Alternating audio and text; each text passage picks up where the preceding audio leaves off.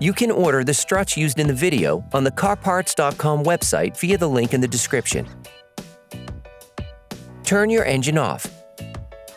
Set the parking brake. Pull on the bonnet release handle, open the bonnet.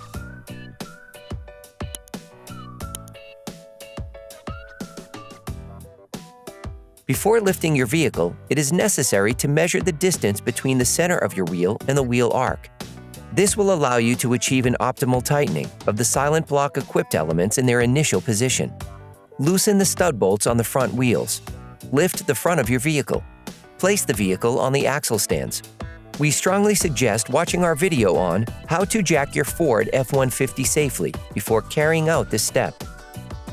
To be able to replace the struts on your vehicle, you need to remove the wheels to gain complete access to the suspension system.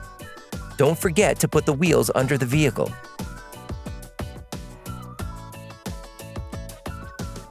You can now see your car's strut, as well as the outer tie rod that need to be taken out in order to change the strut.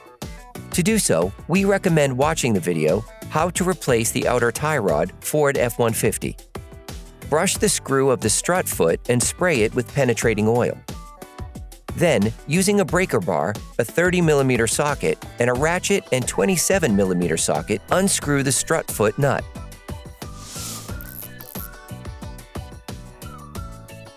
Then remove the screw. You can use a pin punch and a hammer to help you remove it. Brush the 3 screws holding the strut mount bearing and spray it with penetrating oil. You can unscrew the first nut using a 15mm ratchet ring spanner. For the remaining 2, we advise you to go through the engine compartment and to use a ratchet, an extension, a gimbal, and a 15mm socket.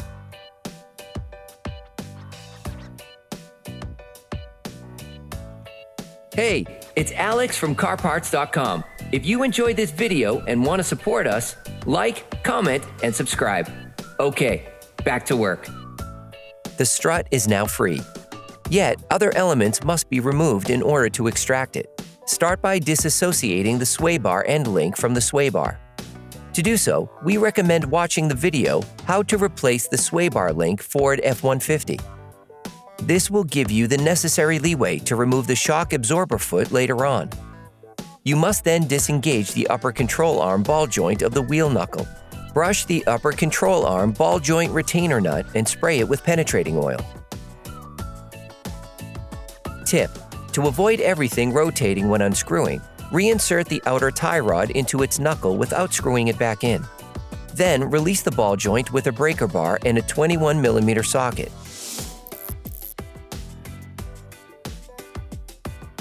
Then remove the outer tie rod. Unscrew the nut with a ratchet without removing it completely. Disengage the ball joint from the knuckle, hitting it with a hammer.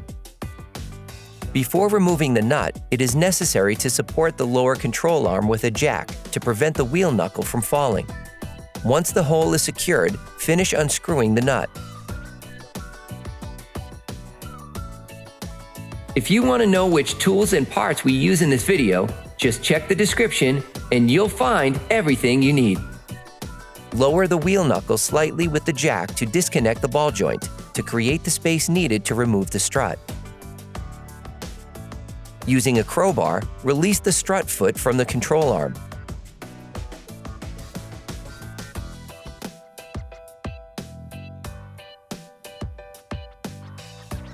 Remove the strut. You can order the struts used in the video on the CarParts.com website via the link in the description. Take your new strut. Then remove the safety tape.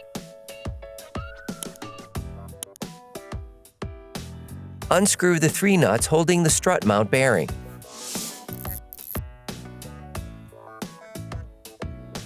Insert the strut starting from the top part. Then, loosely screw the 2 other nuts back on so that there is enough slack for the next operations. Using the jack, lower the wheel knuckle slightly to facilitate the installation of the new strut. Then insert the strut foot into the lower control arm by levering with the crowbar. You can purchase the parts we used here by visiting our website at CarParts.com. You can now insert the screw in the strut foot.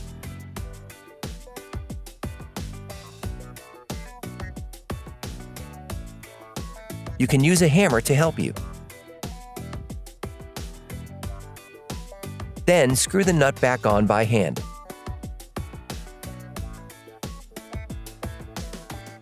Put the outer tie rod back in place. Then screw it back on. Finish tightening using a torque wrench.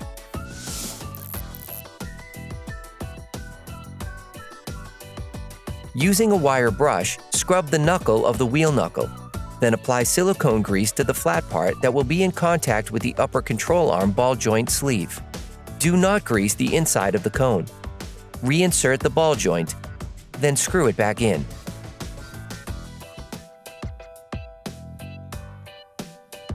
You can now complete the tightening of the upper suspension arm ball joint with a torque wrench.